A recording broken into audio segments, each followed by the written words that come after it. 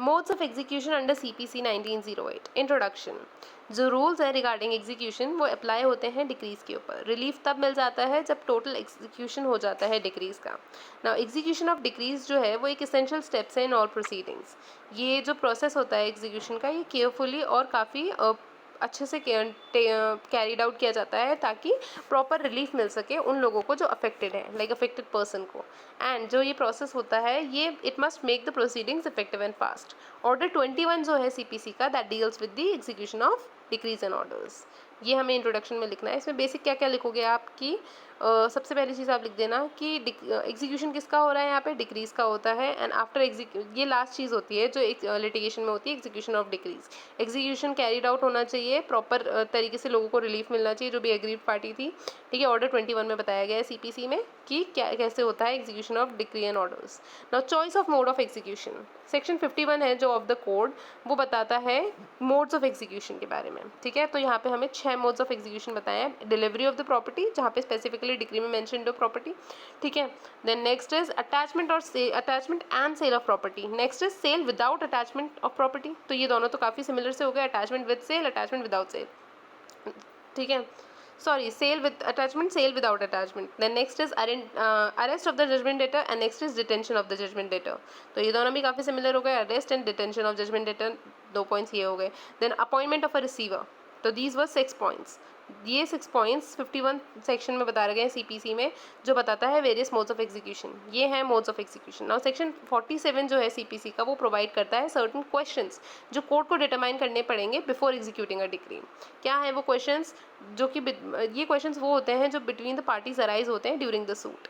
क्या है? Execution of a decree, satisfaction of the decree, discharge of the decree, and lastly the court can also determine whether the person is representative of the party or not. क्या? Execution of the decree, satisfaction of the decree, discharge of the decree, and whether the person is representative of the party और not. ये 4 questions court determine करेगी before executing a decree. ठीक है, now the application of execution has been filed by the decree holder.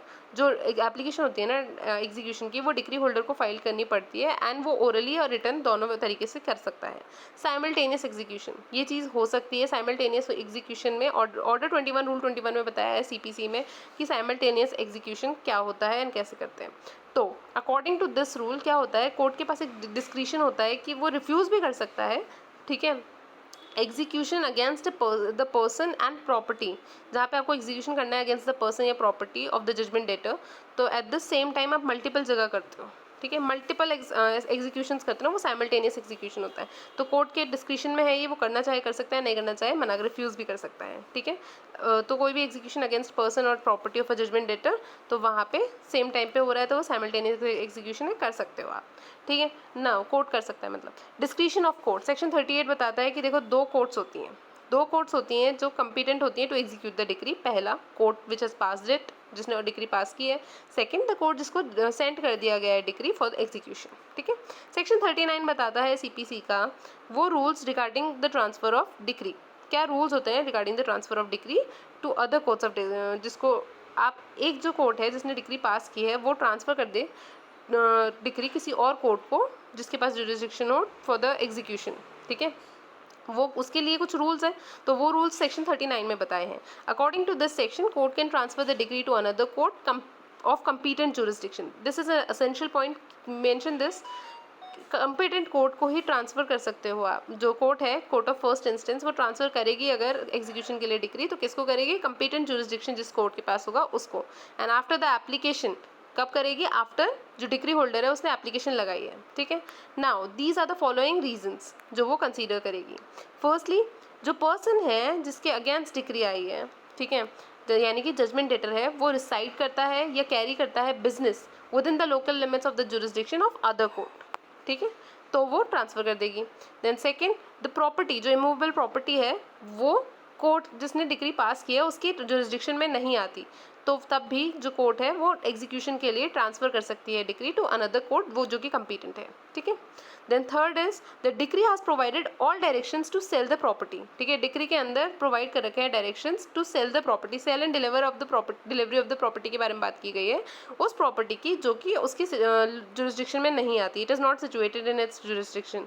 तो वो जो court है, जो कि जिस कोर्ट ने डिक्री दी है, वो एग्जीक्यूशन के लिए ट्रांसफ़र कर सकती है, ठीक है, डिक्री को फॉर एग्जीक्यूशन.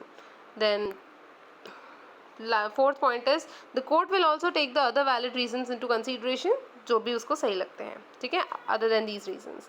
4 पॉइंट्स क्या पढ़े? पहला, जो जजमेंट डेटर है वो रिसाइड या बिजनेस कैरी आउट कर रहा है in the local limits of jurisdiction of other court.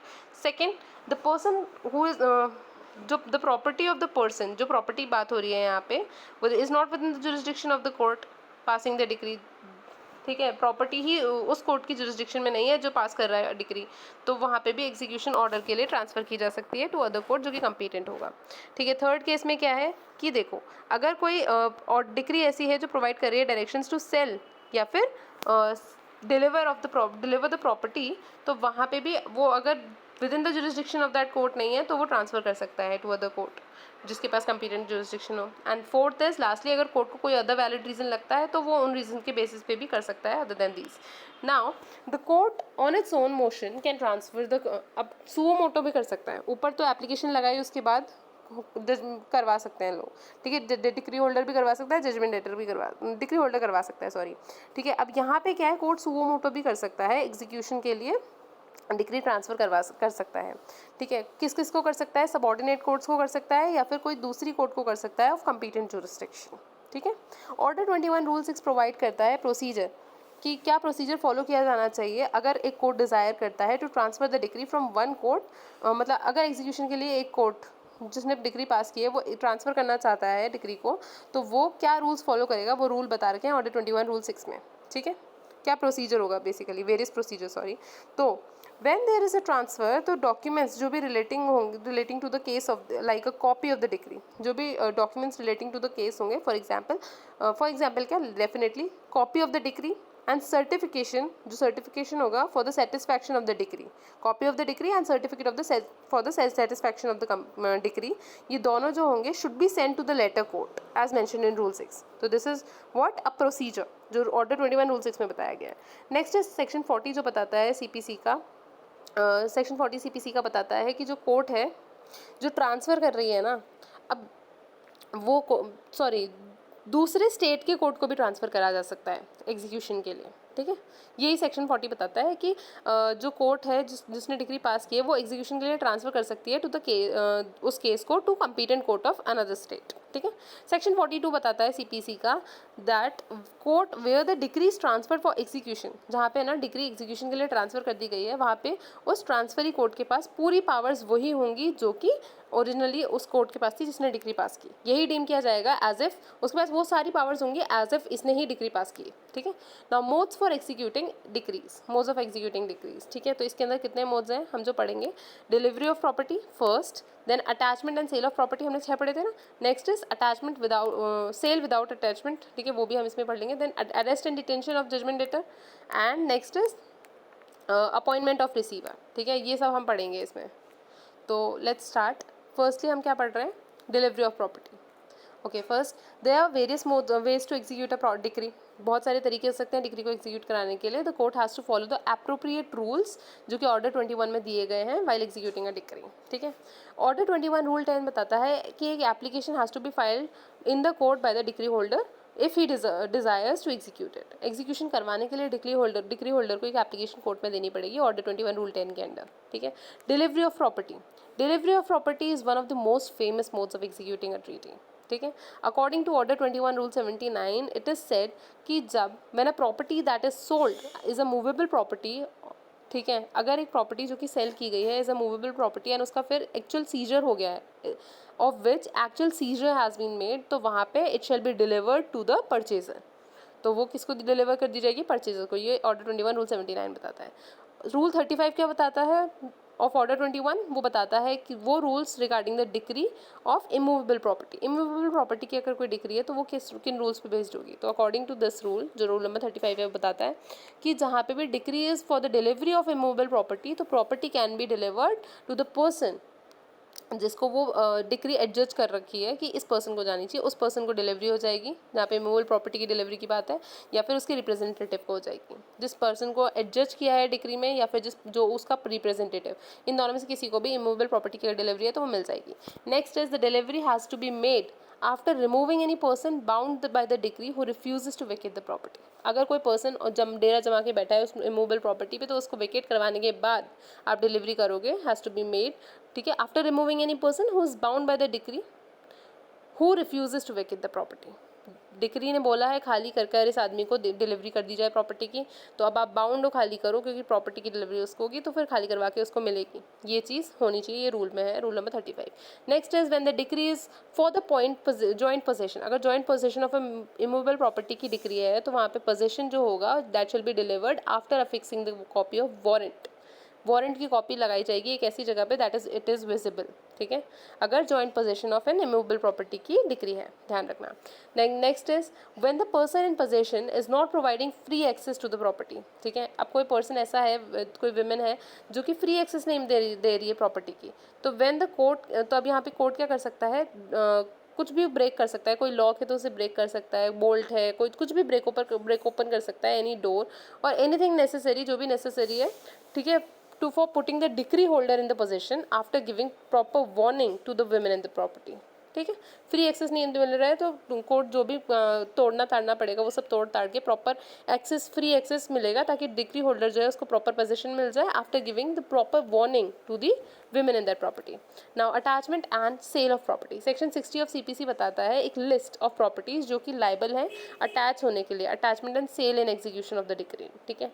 The list is which is liable to be attached, ठीक है, ये लिस्ट वो है, ये वो प्रॉपर्टीज है that is liable to be attached for enforcement of decree according to this section is, ठीक है, ये है land, houses and other buildings, goods and money, banknotes and checks, bills of exchange and promissory notes, hundis, then government securities, bonds and other securities of money, debts, share in corporation, and lastly all other saleable property that belongs to the judgment debtor which can be movable or immovable, ठीक है। तो ये चीज़ें हैं, 4 4 8 9 10 हैं ये, ठीक है। Land, houses and other buildings, goods and money, banknotes and checks, bills of exchange and promissory notes, hundis, government securities, bonds and securities of money, debts, shares in corporation, and lastly all the other saleable properties जो कि belong करती है judgment debtor को, which can be movable and immovable both. Now section 61 of the CPC बताता है partial exemption मिल जाता है agriculture produce को। सेक्शन 61 प्रोवाइड करता है बस इतना सा कि पार्शियल एग्जेम्पशन मिल जाएगा एग्रीकल्चर प्रोड्यूस को, ध्यान रखना। नेक्स्ट इज ऑर्डर 21 रूल 3 जो कि बताता है सीपीसी का कि अगर एक इमूवेबल प्रॉपर्टी लोकेट करती है in more than local limits of jurisdiction of one or more courts, एक प्रॉपर्टी है जो जुरिस्डिक्शन में आती है एक से ज़्यादा कोर्ट्स के, तो कोई भी एक कोर्ट क्या कर सकता है, सेल एंड अटैच कर सकता है उस प्रॉपर्टी को, ठीक है। ये ऑर्डर 21 का रूल 3 बताता है। According to order 21 rule 13 there has to be certain information in the application, जो एप्लीकेशन होगी ना उसके अंदर एक सर्टन इन्फॉर्मेशन होनी चाहिए for the attachment of immovable property, ठीक है। ये ऑर्डर 21 रूल 13 बताता है। According to order 21 rule 31 the decree for the specific movable property can be executed by, अगर स्पेसिफिक मूवेबल प्रॉपर्टी के लिए कोई डिक्री है तो उसे एग्जीक्यूट कैसे करवा सकते हो आप, सीजर करवा सकते हो उस प्रॉपर्टी का अगर प्रैक्टिकल है तो, देन सेकंड डिलीवरी करवा सकते हो उस प्रॉपर्टी की टू द पर्सन जिसको डिक्री एडजस्ट करती है, एंड थर्ड डिटेंशन करवा सकते हो जजमेंट डेटर का इन सिविल प्रिजन, ठीक है। तो मूवेबल प्रॉपर्टी के ये 3 तरीके हो सकते हैं जिससे वो एग्जीक्यूट करवा सकते हो। ऑर्डर 21 रूल 31 बताता है सीजर करवा सकते हो, अगर पॉसिबल है तो डिलीवरी करवा सकते हो उस पर्सन को जो भी जिसको भी एडजस्ट है, एंड डिटेंशन करवा सकते हो जजमेंट डेटर का in civil prison. Now next is rule 41 of order 21 जो कि प्रोवाइड करता है पावर टू प्रोवाइड, ये क्या होता है, power to provide orders to the court to examine the property of judgement debtor. यहाँ पे आप कोर्ट को एक पावर दे रहे हो कि वो एग्जामिन कर सकती है property of judgement debtor. The court may provide order to the judgement debtor, क्या करेगी कोर्ट, एक ऑर्डर देगी जजमेंट डेटर को या फिर ऑफिसर को, कोर्ट खुद दे सकती है जजमेंट डेटर को और ऑफिसर्स को in the case of firms, अगर फर्म का केस है तो वहाँ पे ऑफिसर्स को जाएंगे, ठीक है, to submit the relevant books and documents for examination. Court को क्या करना है, एग्जामिन करनी है प्रॉपर्टी। तो अगर जजमेंट डेटर है उसको, अगर फर्म्स का केस है तो वहाँ पे ऑफिसर्स को क्या देगी, एक वो बोलेगी कि आप सबमिट करो क्या, relevant books and documents for examination, ठीक है, एग्जामिन करने के लिए। Now the value of property is assessed in order, अब क्या होगा, वैल्यू ऑफ जो प्रॉपर्टी होगी वो असेस्ड की जाएगी in order to examine whether it would be sufficient for satisfying the decree, ठीक है। उसकी जो वैल्यू होगी प्रॉपर्टी की असेस की जाएगी, ये ध्यान रखने के लिए, ये पता लगाने के लिए कि क्या इस प्रॉपर्टी की वैल्यू इतनी है that it will satisfy the decree, the judgement debtor, the officer in the case of corporations and any other relevant person can be orally examined, ठीक है। और इस पूरे प्रोसीजर के थ्रू जजमेंट डेटर या फिर अगर कोई कॉर्पोरेशन या फर्म का केस है तो वहाँ पे ऑफिसर्स या कोई भी अदर पर्सन अगर ओरली एग्जामिन करना चाहता है तो कोर्ट कर सकता है, ठीक है। According to section 64 of CPC, any private alienation or transfer of property after the attachment, ठीक है, प्राइवेट एलियनेशन और transfer of property after attachment, then the transfer would be considered as void. Simple चीज़ है, अगर attachment हो गया किसी property का एंड उसके बाद आपने उसको एलियनेट कर दिया या ट्रांसफर कर दिया तो वो वॉइड है, दैट्स नॉट अलाउड। 64 सेक्शन यही बताता है सीपीसी का। नेक्स्ट इज सेक्शन 74 जो कि ये बताता है सीपीसी का कि it provides the power to arrest the judgement debtor. यहाँ पे आप अरेस्ट करवा सकते हो जजमेंट डेटर को इफ दे हैव ऑब्स्ट्रक्टेड और restricted the decree holder from obtaining possession. Judgment debtor ने ऐसी कोई हरकत की, ऑब्स्ट्रक्ट किया, रेस्ट्रिक्ट किया डिक्री होल्डर को कि वो पोजेशन नहीं एंजॉय कर पा रहा ऑफ द इमूवेबल प्रॉपर्टी, तो उसे अरेस्ट करवा सकते हो under section 74। Judgment debtor can be detained in prison for 30 days by the order of the court, ठीक है। 30 days का डिटेंशन मिल हो जाएगा उसको 30 days के लिए, ठीक है, bye the court order. Now next is arrest and detention. Section 55 of CPC deal करता है with various rules regarding the arrest and detention. According to this section, जो judgment debtor होता है ना, he can be arrested at any time of the day and can be brought before the court. क्या चीज़ है? Section 55 simple चीज़ बताता है rules regarding the arrest and detention, ठीक है। तो पहला रूल क्या है कि जजमेंट डेटर को कभी भी अरेस्ट किया जा सकता है और उसको फिर he has to be brought before the court, ठीक है। ये पहली चीज़, at any time of the day and can be bought before the court. Second, detention of the judgement debtor should be in civil prison, civil prison में होगा। Third, no officer can enter the dwelling house after sunset and before sunrise for making an arrest. Arrest करना है तो आपको एक चीज़ ध्यान रखनी पड़ेगी, अगर आप अरेस्ट कर रहे हो तो आप किसी के ड्वेलिंग हाउस में बिल्कुल अनरीजनेबल आवर्स पे नहीं जा सकते। अनरीजनेबल आवर्स क्या होते हैं? After sunset and before sunrise, ठीक है। तो बहुत सुबह या अत की रात को नहीं जा सकते आप अरेस्ट करने के लिए, ठीक है, ड्वेलिंग हाउस में। Next is the officer should release the judgement debtor once the amount is paid. एक बार अमाउंट पे हो जाएगी तो जजमेंट डेटर को फ्रीडम मिल जाएगी, उसको छोड़ दिया जाएगा।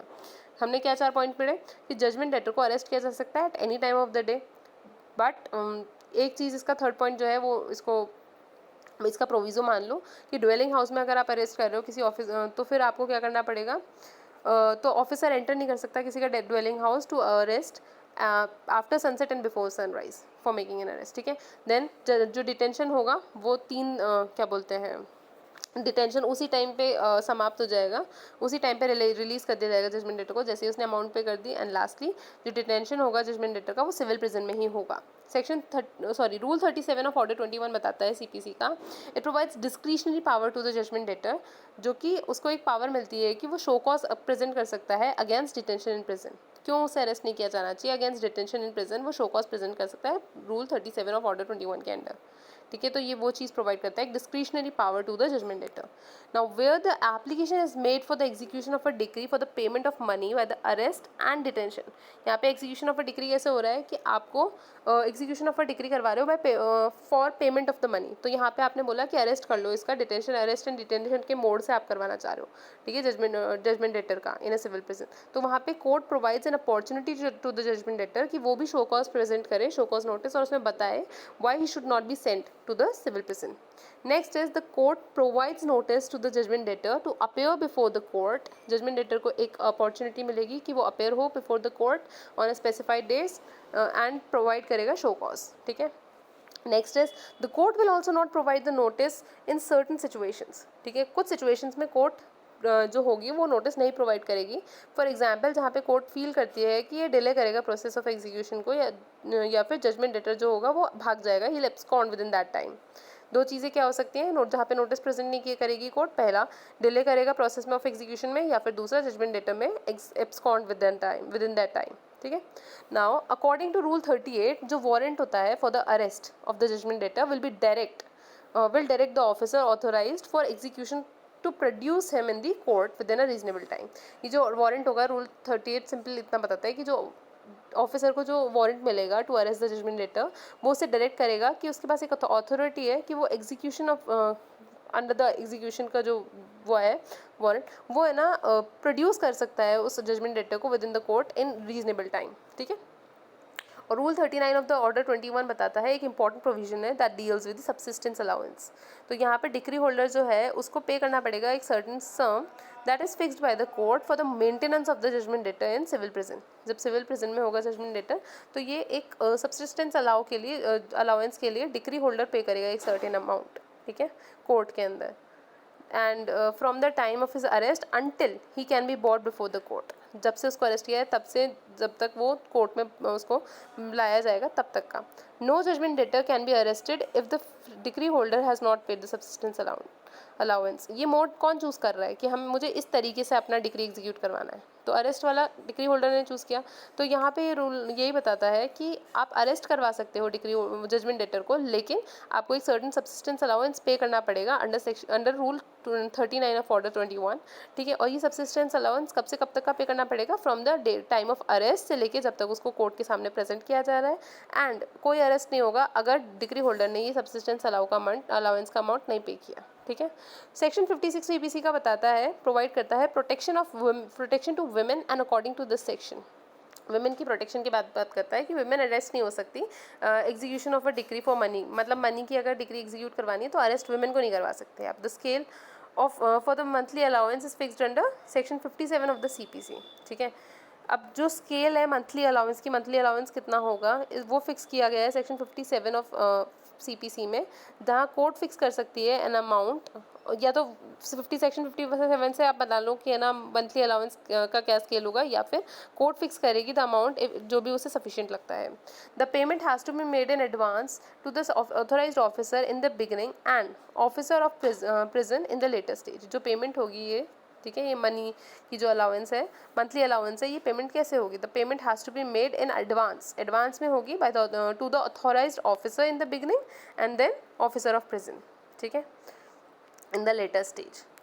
Then the sums disbursed by the decree holder for the subsistence of the judgment debtor in the civil prison and it shall be deemed to be the cost in the suit। ये जो पूरा सम है जो वो subsistence allowance के लिए दे रहा है डेटर के लिए सिविल प्रिजन में जो भी, तो ये क्या माना जाएगा, it shall be deemed to be the cost in the suit. Now section rule 40 क्या बात करता है, प्रोवाइड करता है various proceedings that have to be followed after the appearance of the judgement debtor after providing the notice, ठीक है।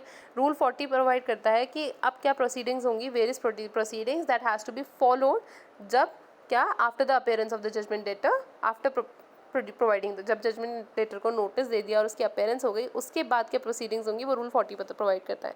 Then rule 58 provide करता है सीपीसी का, deals with the rules regarding the detention and release. Detention and release के rules कौन बताता है, section 58। According to this section जो जजमेंट डेटर होगा वो डिटेन होगा इन द सिविल प्रिजन, ठीक है, सिविल प्रिजन में डिटेन होगा for a period not exceeding 3 months, 3 महीने से ज़्यादा नहीं हो सकता। When the decree amount is more than 1000 rupees, अगर 1000 रुपीज़ से ज़्यादा किए तो 3 महीने तक, not more than that, not exceeding 3 months, 1000 rupees से ज़्यादा किए तो, ठीक है। Then next is for a period not exceeding 6 weeks when the decree amount is for the payment of money exceeding 500 rupees, अगर 5 से ज़्यादा की है तो 6 हफ्ते, ठीक है।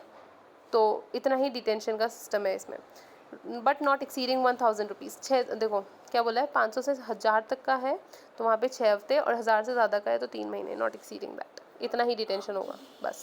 ये रूल 58 बताता है। Next is rule 59, sorry section 59, वो भी सेक्शन 58 था, sorry. Section 59 of the CPC बताता है कि इट सिविल प्रोसीजर प्रोवाइड करता है कि judgment debtor can be release on the grounds of illness, अगर वो बीमार पड़ जाता है तो उसे रिलीज कर दिया जाएगा, ठीक है। Next is appointment of receiver, ये भी एक तरीका होता है, मोड होता है of execution of a decree. तो ऑर्डर 40 बताता है of the CPC, it contains various provisions relating to the appointment of receiver. Court fix कर देगी एक appropriate remuneration for the services provided by the receiver, जो भी रिसीवर सर्विसेज प्रोवाइड करेगा उसके लिए एक अप्रोप्रिएट रिम्यूनरेशन कौन डिसाइड करेगा, कोर्ट डिसाइड करेगा। And court can appoint an impartial person जो कि रिसीवर होगा, will be known as receiver before और आफ्टर द डिक्री, ठीक है। डिक्री देने से पहले रिसीवर को अपॉइंट कर सकता है, बाद में भी कर सकता है, और उसकी रिम्यूनरेशन भी कोर्ट ही डिसाइड करेगा, ठीक है, जो भी सर्विसेज वो देगा उसके लिए। अब किस चीज़ के लिए करेगा रिसीवर को अपॉइंट, ये चीज़ें करने के लिए, management and protection of the property, second the collection of the rents and profits, third the application and disposal of rents and profits, and fourth the execution of documents. Lastly, the court also provides other powers than the above mentioned powers if it thinks fit. Lastly तो एक वही है कि इसके अलावा भी court जो power देना चाहे दे सकता है, पर क्या क्या है? Mainly management and protection of the property, then collection of rents and profits, then application and disposal of rents and profits, and execution of documents. तो हम 5 चीज़ें पढ़ लिए हमने, ये 5 चीज़ें रिसीवर की ड्यूटी होंगी basically. Now there are various duties of a receiver that is provided under in this order like. अब वो तो हमने सेक्शन में पढ़ लिया, वो हमने पढ़ लिया जनरल. अब कुछ ऑर्डर में भी दे रखी है क्या ड्यूटीज़ होंगी रिसीवर की. Furnishing any security asked by the court. कोई भी अगर सिक्योरिटी कोर्ट ने मांगी है तो वो सिक्योरिटी कौन देगा? फर्निश कर, जो भी सिक्योरिटीज़ है ना कोर्ट ने पूछी है वो फर्निश करेगा receiver. Submission of accounts at periods that is appointed, जो दैट ही अपॉइंटेड, ठीक है, जिस भी पीरियड के लिए वो अपॉइंट किया गया है रिसीवर, उस पीरियड के लिए जब भी कोई अकाउंट्स मांगेगा कोर्ट तो उसके रिकॉर्ड सबमिट कौन करेगा? उसके अकाउंट सबमिट करेगा रिसीवर, उसकी ड्यूटी है. एंड इन सच फॉर्म जो भी कोर्ट डायरेक्ट करेगा, ठीक है. Then being responsible for any loss that is occur to the property. अगर कोई लॉस हो जाता है, क्योंकि उसका काम है ना management and protection of the property, तो अगर कोई लॉस अकर हो जाता है तो वो भी हैज़ जो होगा उसके लिए रिस्पॉन्सिबल कौन होगा? ये रिसीवर, ठीक है, बाय द विलफुल डिफॉल्ट और gross negligence of the receiver, पर बशर्ते वो उसकी डिफ़ॉल्ट या उसकी ग्रॉस नेग्लिजेंस की वजह से होना चाहिए जो लॉस हुआ. Then paying the amount due to him by as the court directs, ठीक है. कोई भी जो अमाउंट ड्यू होगी to him, paying the amount due to him as the court directs, ये भी एक ड्यूटी है रिसीवर की. The court can also sometimes attach and sell the property of the receiver in order to recover the loss occurred because of him and can give the remaining amount to the receiver after compensating the loss. अगर उसके wilful negligence से conduct की वजह से कोई loss हो गया property को, तो कोर्ट रिसीवर की ही पर्सनल प्रॉपर्टी भी ले सकती है जिससे लॉस रिकवर करेगी, और फिर वो जो बचा कुचा होगा वो वापस कंपनसेट, मतलब पहले तो वो कंपनसेट करेगी लॉस को, और जो रिमेनिंग अमाउंट होगा वो रिसीवर को वापस दे देगी. The collector can also be appointed as the receiver. Receiver को भी है ना कलेक्टर को भी रिसीवर की तरह अपॉइंट किया जा सकता है. When the property is land, जहाँ पे प्रॉपर्टी लैंड हो, ठीक है, that is paying revenue to the government, ठीक है. पर कलेक्टर को कभी ही किया जा सकता है, एक ही शर्त है कि जो लैंड है वो लैंड है जो गवर्नमेंट को रेवेन्यू पे कर रही है, तो वहाँ पे कलेक्टर को अपॉइंट किया जा सकता है ऐसा रिसीवर. लेकिन अगर कलेक्टर मना कर देता है तो उसके बाद कोर्ट खुद से अपॉइंट कर सकती है, ठीक है. Now in which the revenue has been assigned or redeemed, the court can appoint a collector as a receiver with their consent के साथ. Now next is partition. Rule 18 of the order 20 of CPC procedure deal करता है with the decrees in the suit for partition of property. Partition of property की order 20 rule 18 बात करता है. When the court passes a decree for partition of a movable or immovable property, movable immovable property की जो partition की बात हो रही है और वहाँ पे डिफ़िकल्टी आई है कोर्ट को, तो वहाँ पे वो क्या करेगा? एक प्रिलिमिनरी डिक्री पहले तो देगा, पास करेगा विद क्लियर, जो कि क्लियरली डिमार्केट्स करेगी the different rights of the property, ठीक है. पहली चीज़ क्या डिफ़िकल्टी आ रही है? यही डिफ़िकल्टी आ रही है कोर्ट को. अगर कोर्ट को कोई डिफ़िकल्टी आती है ना किसी मूवेबल इमूवेबल प्रॉपर्टी के पार्टीशन में, तो पहला वो क्या करेगा? एक प्रिलिमिनरी डिक्री पास करेगा क्लियरली, जो डिमार्केट कर देगी the different rights of the property, ठीक है. And when the decree of partition relates to the estate के रिलेट करती है, मतलब इमूवेबल प्रॉपर्टी की लेके है, तो वहाँ पे असेस्ड ऑफ द पेमेंट, ठीक है, तो relates to the estate assessed to the payment of revenue to the government. अब यहाँ पे रेवेन्यू गवर्नमेंट को देना है, ठीक है, तो वहाँ पे the partition can be made by the collector, ठीक है. जहाँ पे भी गवर्नमेंट इंक्लूडेड है ना, ये ध्यान रखो कि रेवेन्यू गवर्नमेंट को दे रही है कोई ऐसी एस्टेट है, ठीक है, जो भी एस्टेट असेस्ड है, वैसी इमूवेबल प्रॉपर्टी वो गवर्नमेंट को रेवेन्यू दे रही है, तो वहाँ पे कलेक्टर को अपॉइंट किया जा सकता है या कोई gazetted officer who is subordinate to the collector. And the gazetted officer has all, जो गजेटेड ऑफिसर होगा has to be appointed by the collector in themselves, ठीक है. ये ऑर्डर पार्टीशन के बारे में बात की है, ऑर्डर 20 रूल 18, ठीक है. Now cross decrees and cross claims. Order 21 rule 18 बताता है rules regarding the execution in cases of cross decrees. अब application of cross decrees can be executed by the court at the same time when applications are made to the court in separate suits for the payment of two sums of money passed between these same parties in various situations. Like, if two sums are equal, then the satisfaction shall be entered up on both decrees. There are also situations if two sums are unequal, then it can be executed only by the holder of the decree and for the larger sum and for the amount which remains after deducting the smaller sum.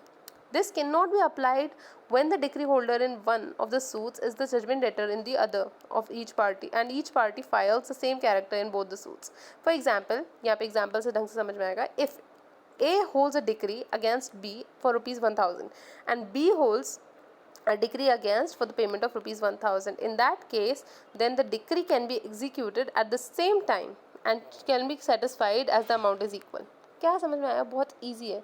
Cross decrease है, cross claims है, तो उनको satisfy किया जा सकता है एक दूसरे से. ठीक है, ये कहाँ बताया? ऑर्डर 21 रूल 18 में. ये वो रूल प्रोवाइड करता है जहाँ पे क्रॉस डिक्रीज को सेटिस्फाई किया जाता है, उनका एग्जीक्यूशन सेम टाइम पे होता है. ठीक है, यहाँ पे application of cross decrease can be executed by the court at the same time. ठीक है, जो क्रॉस डिक्रीज होती है उनको सेम टाइम पे एग्जीक्यूट किया जा सकता है कोर्ट के द्वारा, उसके पास ये पावर होती है. एप्लीकेशन जहाँ पे एप्लीकेशन जाती है कोर्ट के पास in separate suits for the payment of 2 sums. 2 sums के लिए कोर्ट में आपने एप्लीकेशन डाली. ठीक है, और 2 सम्स मतलब 2 मनी का सम आप पास करवाना चाह रहे हो बिटवीन द सेम पार्टीज हैं in various situations.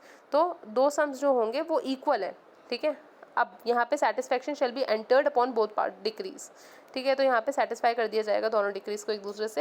And there are also situation जहाँ पे दो सम्स होंगे पर वो इक्वल नहीं होंगे, तो वहाँ पे क्या होगा? It can be executed only by the holder of the decree for the largest sum. ठीक है, जो लार्जेस्ट सम होगा ना उसके उस वाले डिक्री होल्डर के क्या बोलते हैं, it can be executed only bye, वो ही कर सकता है जिसके पास लार्जर सम होगा.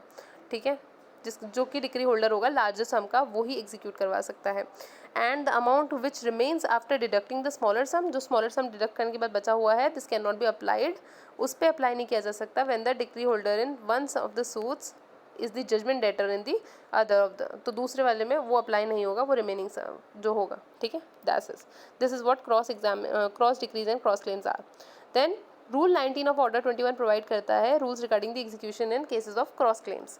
ठीक है, क्या रूल्स अप्लाई होंगे क्रॉस क्लेम्स के अंदर? तो it is considered that a cross claim when the application is made to a court for the execution of a decree. ठीक है, कभी एक एप्लीकेशन गई डिक्री के एग्जीक्यूशन कराने के लिए जहाँ पे 2 parties are entitle to recover sums of money from each other. ठीक है, तो there can be satisfied when the amount is equal or if the amount is unequal. वो सेटिस्फाई किया जा सकता है, इक्वल हो या चाहे अनइक्वल हो. ठीक है, एग्जीक्यूशन में be made only carried out by the persons entitled. देखो इक्वल है तो हो जाएगा when the amount is equal, but जहाँ पे अमाउंट अनइक्वल है वहाँ पे ये कैरी आउट कौन करवा सकता है? वो पर्सन जिसका लार्जेस्ट क्लेम है. ठीक है, हायर क्लेम है. Next is payment of money. तो ऑर्डर 21 रूल 1 बताता है, प्रोवाइड करता है various methods for paying the money under the decree. ठीक है, क्या मेथड्स हो सकते हैं for paying the money under the decree. तो अकॉर्डिंग टू दिस रूल बताया गया है the money can be paid by deposit into the court who is competent to execute the decree. आप मनी कहाँ डिपॉजिट कर सकते हो? कम्पीटेंट कोर्ट में, जो कि कम्पीटेंट है एग्जीक्यूट करवाने के लिए decree. Then the money can be send to the court by money order और बैंक डिपॉजिट. ठीक है, मनी ऑर्डर या बैंक डिपॉजिट के थ्रू आप कोर्ट में सेंड कर सकते हो money. Third, the money can also be paid outside the court to the decree holder by the method decided before in writing. ठीक है, मनी कैसे आउटसाइड द कोर्ट भी दी जा सकती है अगर डिक्री होल्डर जो है उसने बाय मेथड डिसाइड कर लिया इन राइटिंग. ठीक है, next is the court can also direct other methods in the decree. Simple चीज़ें, पहला क्या बोला? आप कोर्ट में डिपॉजिट कर सकते हो कम्पीटेंट टू कोर्ट में जो एग्जीक्यूट करवाने के लिए कम्पीटेंट है. ठीक है, दूसरा आप कोर्ट को कैसे भेज सकते हो? मनी ऑर्डर या बैंक डिपॉजिट के थ्रू सेंड कर सकते हो. नेक्स्ट, आप आउटसाइड दे सकते हो डिक्री होल्डर को बाय द मेथड जो कि आप डिसाइड करोगे बिफोर, पहले ही इन राइटिंग. ठीक है, then fourth, court can also direct other methods जो भी वो डायरेक्ट करना चाहे इन डिक्री. अब if the money has been paid by postal money order और थ्रू अ बैंक. ठीक है, अगर पोस्टल मनी ऑर्डर या बैंक के थ्रू अगर मनी पे की है तो there are various details they have to be mentioned. जो भी वेरियस डिटेल्स होती हैं वो मेंशन करी जानी पड़ेंगी.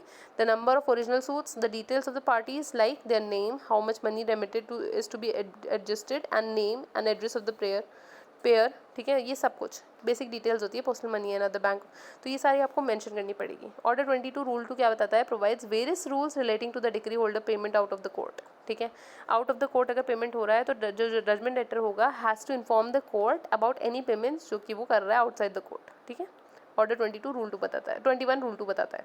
रूल 30 बताता है provides that decree for payment of money can be executed by the detention of judgement debtor in prison or by the attachment and sale of his property. क्या बोला? रूल 30 प्रोवाइड करता है rule 30 जो CPC का है वो provide करता है दैट द डिक्री जो पेमेंट ऑफ मनी की डिक्री होती है वो एग्जीक्यूट करवाई जा सकती है दो तरीक़ों से, या तो डिटेंशन करवा दो जजमेंट डेटर का इन प्रिजन, या फिर और by the attachment and sale of his property. ठीक है, या तो डिटेंशन करवा दो या sale and attachment and sale of his property.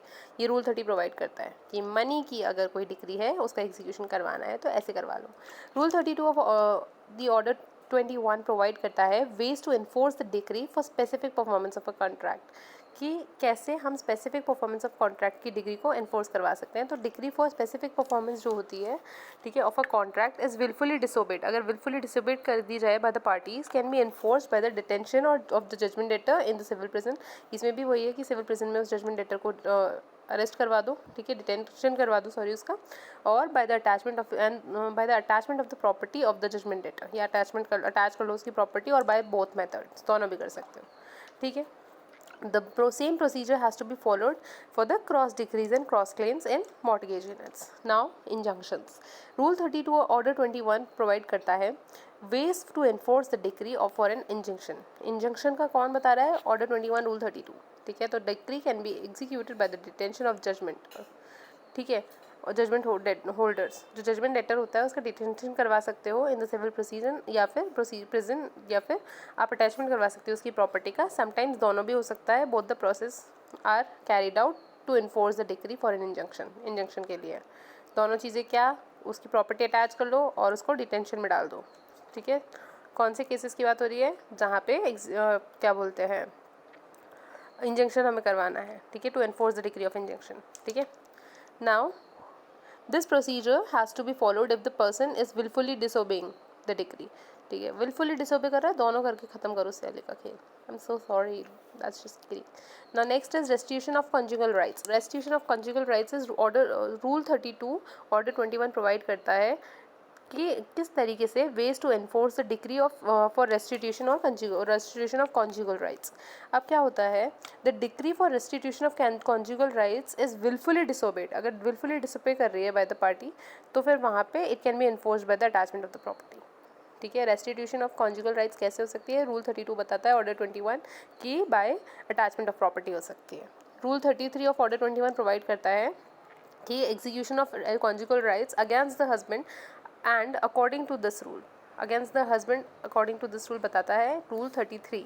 ठीक है, the judgement debtor has to make periodical payments to the decree holder. जो जजमेंट डेटर होगा उसे डिक्री होल्डर को क्या करना पड़ेगा? पीरियोडिकल पेमेंट्स देने पड़ेंगे। If the decree is disobeyed within a specified time, तो वहाँ पे कोर्ट क्या करेगी? मॉडिफाई कर देगी रूल्स को regarding the periodic payments from time to time and in certain situations.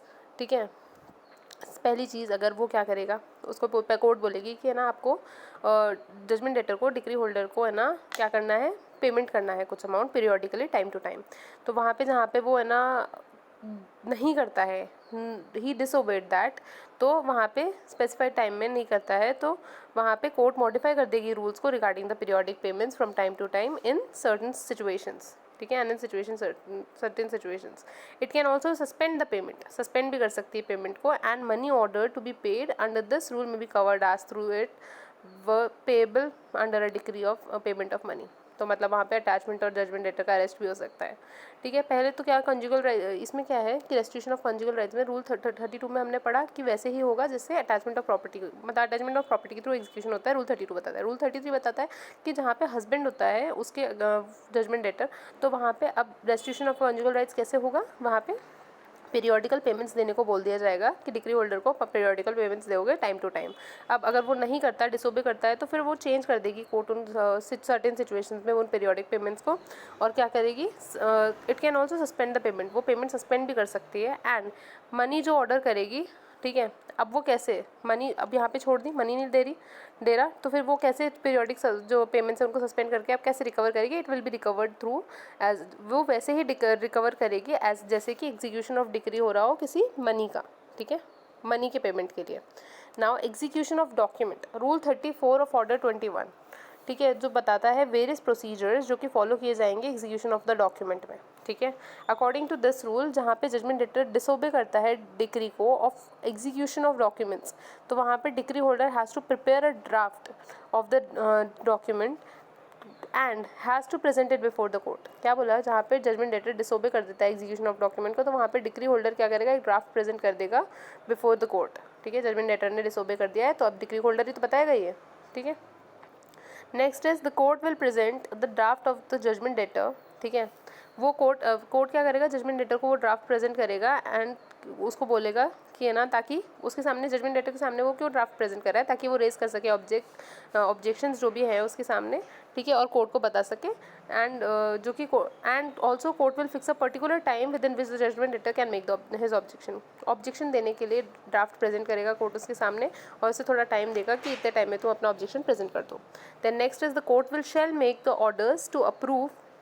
Court क्या करेगा, मेक ऑर्डर्स टू अप्रूव और alter the draft after receiving objections from the judgement debtor.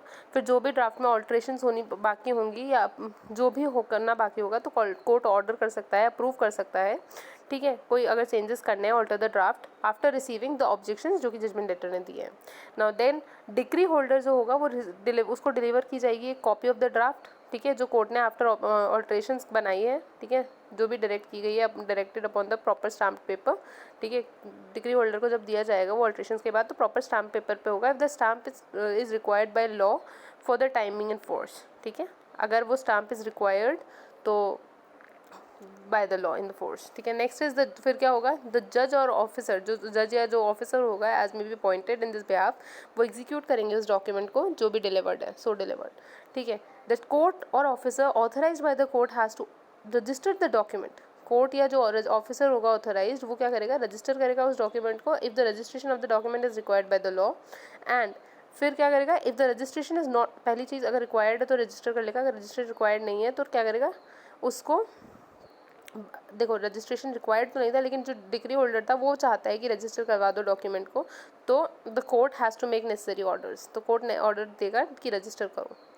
देखो क्या है इस पॉइंट में शॉर्टली कि कोर्ट या फिर जो ऑथराइज्ड ऑफिसर है वो रजिस्टर करेगा उस डॉक्यूमेंट को अगर रिक्वायर्ड है तो।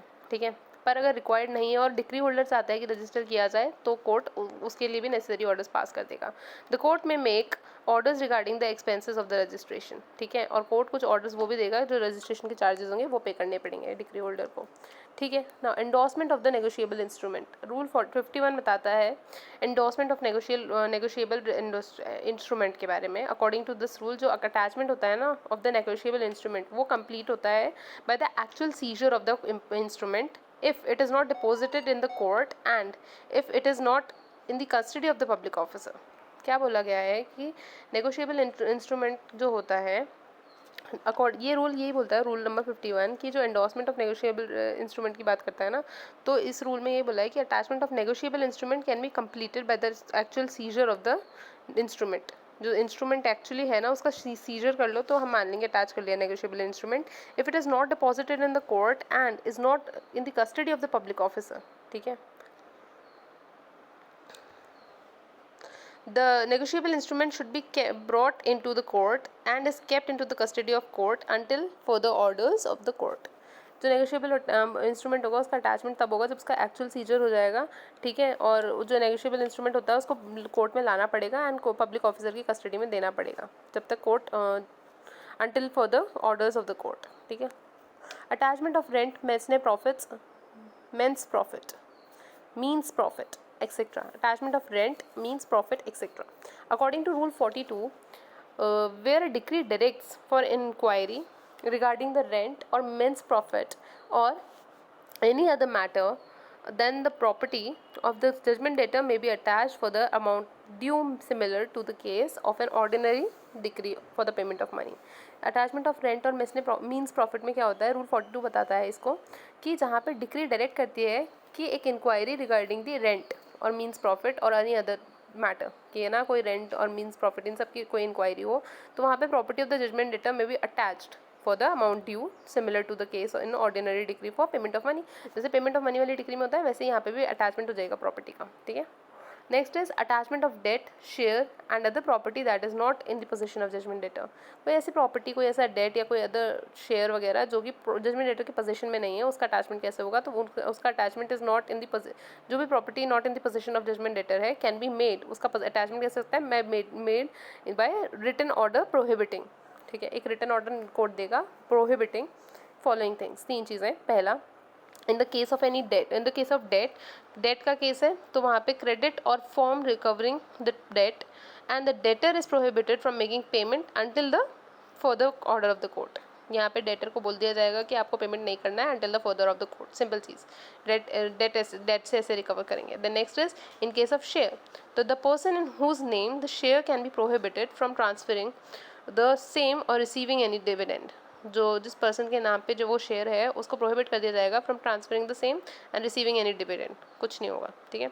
Then in the case of movable property, other movable property है कोई, तो वहाँ पे possession is prohibited to give the same to, उसका जो पोजेशन होगा उस मूवेबल प्रॉपर्टी का वो देने से मना कर दिया जाएगा टू द जजमेंट डेटर। ये 3 तरीके हो गए, ठीक है। Then liability of surety, section 145 of CPC बताता है, it provides rules regarding the enforcement of liability of surety. According to this section, any person जिसको भी who has provided security or has given a guarantee, जिसने surety बना है या जिसने guarantee दी of the performance of a decree or any part of the decree for the restitution of any property that is taken into execution of the decree, ठीक है, and payment of the money in the decree is considered as surety. Simple चीज़ है, किसी भी case में जो surety और guarantee देके गया है वो पर्सन श्योरिटी माना जाएगा। The surety is liable in the same manner, जैसे कि he is personally liable and his property is that is attached can also be sold for recovering the loss of the decree holder, ठीक है। अगर आप surety बन के आए हो किसी को बचाने के लिए और वो भग जाता है, एब्सकॉन्ड कर जाता है या वो नहीं पे ऑफ करता है, तो आप क्या होगा, आपकी पर्सनल प्रॉपर्टी से रिकवर कर लेंगे ताकि डिक्री होल्डर का लॉस कवर किया जाए। The surety is also considered as a party of the suit according to section 47 of CPC. Surety को भी एक पार्टी माना जाएगा सीपीसी के सेक्शन 47 के under. Now enforcement of decree against the legal representative के अगेंस्ट कैसे डिक्री इन्फोर्स हो सकती है, तो सेक्शन 52 बताता है सीपीसी का, इट डील्स विद कि लीगल रिप्रेजेंटेटिव के अगेंस्ट कैसे इन्फोर्स किया जा सकता है। तो लीगल रिप्रेजेंटेटिव जो होता है डिसीज्ड पर्सन का कैन ऑल्सो भी considered as a party in certain situations, ठीक है, वो भी पार्टी कंसीडर किया जाएगा कुछ सिचुएशंस में। According to this section, when the decree is for the payment of money out of the property of the deceased, it may be executed by the attachment। Disease की property से अगर कोई money recover करना है तो वो attachment के through होगा and the sale of such property, ठीक है। सेक्शन 53 बताता है सीपीसी का कि liability of the ancestral property, अगर कोई एंसेस्ट्रल प्रॉपर्टी पे कोई डेट था तो अकॉर्डिंग टू दिस सेक्शन वहाँ पे एंसेस्ट्रल प्रॉपर्टी के रिस्पेक्ट में अगर कोई डेट था, डिक्री पास की गई है, तो वहाँ पे it is considered as the property of the deceased. फिर अब यही माना जाएगा कि जैसे ये जो डिसीज्ड की ही पोजीशन में है ये प्रॉपर्टी, ठीक है, जो कि अभी उसके सन या उसके डिसेंडेंट किसी के पास होगी, who is responsible for the payment of debt. अब फिर वो कौन पेमेंट, जो जिसके भी पोजीशन में वो प्रॉपर्टी होगी, सन या descendant, that person will be responsible for the payment of debt under the Hindu law. Next is decree against corporation. तो रूल 76 बताता है कि where the property to be sold is a negotiable instrument, जहाँ पे property से बेचना चाह रहे हो वो नेगोशिएबल इंस्ट्रूमेंट है या फिर कोई शेयर है इन अ कॉर्पोरेशन, ठीक है। तो द कोर्ट क्या करेगा, instead of providing directions for sale to be made in public auction, ठीक है, वो ऑथराइज करेगा एक ब्रोकर को कि वो क्या करेगा, सेल सच एन इंस्ट्रूमेंट और शेयर। देखो कोई प्रॉपर्टी होती तो ब्रोकर को करते और बोलते बेचो, लेकिन यहाँ पे शेयर या इंस्ट्रूमेंट है, ठीक है, कोई प्रॉपर्टी होती तो उसको ऑक्शन कर देते, लेकिन यहाँ पे क्या करेंगे, ऑथराइज करेंगे एक ब्रोकर को कि वो सेल कर दे इंस्ट्रूमेंट और शेयर को। सेक्शन रूल 32 सब रूल 2 जो है ऑफ ऑर्डर 21 वो प्रोवाइड करता है डिग्री ऑफ इंजंक्शन और specific performance based passed against the corporation के अगेंस्ट कोई इंजंक्शन या स्पेसिफिक परफॉर्मेंस का डिग्री पास हुआ है तो, ठीक है, तो then the decree may be enforced by the attachment of the property of the corporation और by the detention of the directors और important officers of the corporation in civil prison. फिर किसका डिटेंशन होगा, अगर डिटेंशन करना है तो अगर कॉर्पोरेशन का केस है तो वहाँ पे अटैचमेंट हो जाएगी प्रॉपर्टी की, या फिर डिटेंशन हो जाएगा डायरेक्टर्स का, या फिर ऑफिसर जो कि इंपॉर्टेंट है इन दी कॉर्पोरेशन उनको सिविल प्रिजन में डाल दिया जाएगा। Next is decree against firm. Rule 50 बताता है, it provides that various provisions relating to execution of a decree against the firm, various provisions जो कि एग्जीक्यूशन ऑफ अ डिग्री के लिए अगेंस्ट अ फर्म प्रोवाइड करता है, वो सेक्शन रूल 50 करता है। अकॉर्डिंग टू दिस रूल, जहाँ पे एक degree is granted against a firm तो वहाँ पे एग्जीक्यूशन कैसे होगा, द एग्जीक्यूशन में be granted against any property of the partnership, ठीक है, पार्टनर्स जो भी हैं उनकी उनकी प्रॉपर्टी, पार्टनरशिप के अंदर जो प्रॉपर्टी है उस पर, against any person who is adjudged to be as a partner of the firm. जो भी देखो पार्टनरशिप के अंडर जो प्रॉपर्टी आती है वो, पार्टनर्स की खुद की जो प्रॉपर्टी है वो, डिक्री के अंदर अगर डिक्री होल्डर का क्लॉज कवर करना है तो इन पर्सन्स की पर्सनल प्रॉपर्टीज पकड़ी जाएंगी, ठीक है। एंड अगर फर्म का केस है तो any person who is considered as a partner and is eventually served with the summons and is has failed to appear, ठीक है। कौन कौन, कोई भी पार्टनर या वो पार्टनर जो जिसको समन सर्विस किए गए थे और उसने फेल कर दिया टू अपीयर, ठीक है, या फिर पार्टनरशिप के अंडर जो भी प्रॉपर्टी है वो। तो अगर फर्म के केस में है तो रूल 50 ये 3 लोग प्रोवाइड करता है, इनके थ्रू इनके यहाँ से हम क्या करेंगे, डिक्री होल्डर का लॉस जो है वो रिकवर करेंगे। Attachment of decree, attachment of decree rule 53 order 21 deal करता है, जहाँ पे बताया गया है attachment of a decree. According to this rule when the property of is to be attached is a decree, ठीक है, sorry, when the property to be attached is a decree then the attachment can be made by the order of the court which pass the decree, ठीक है। अगर हमें decree he attach करनी है तो हम कैसे करेंगे, उस कोर्ट के ऑर्डर के साथ करेंगे जिसने डिग्री पास की है। There are certain situations when the decree is passed by the order of the court and the order is sent to another court. जब बहुत सारी सिचुएशंस ऐसी होती हैं जहाँ पे क्या होता है, एक डिक्री पास की जाती है एक कोर्ट के द्वारा और उसका जो ऑर्डर होता है वो सेंड कर दिया जाता है to another court for enforcement, ठीक है। Then the court which passes the decree has to provide a notice, जिस कोर्ट ने डिक्री क्या बोलते हैं प्रोवाइड किया, पास किए, उसको एक नोटिस देना पड़ेगा, ठीक है, टू द लेटर कोर्ट, ठीक है। The court after the application of the decree holder sought to be executed by the attachment of another decree. The court making an order of attachment under the rule shall give notice to the judgment debtor who is bound by the decree that it is attached. Decree that is attached.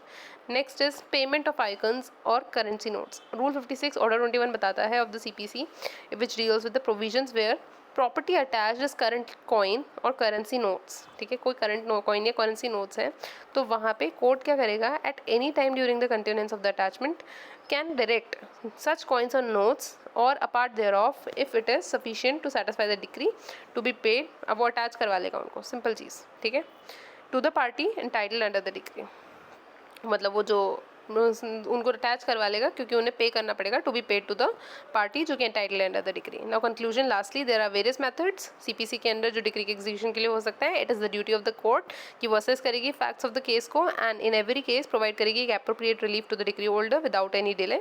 अब यहाँ पे जो court होती है has to follow procedures which are provided under the orders of the court of civil procedure को, है ना, before executing a decree and choosing the appropriate mode of execution.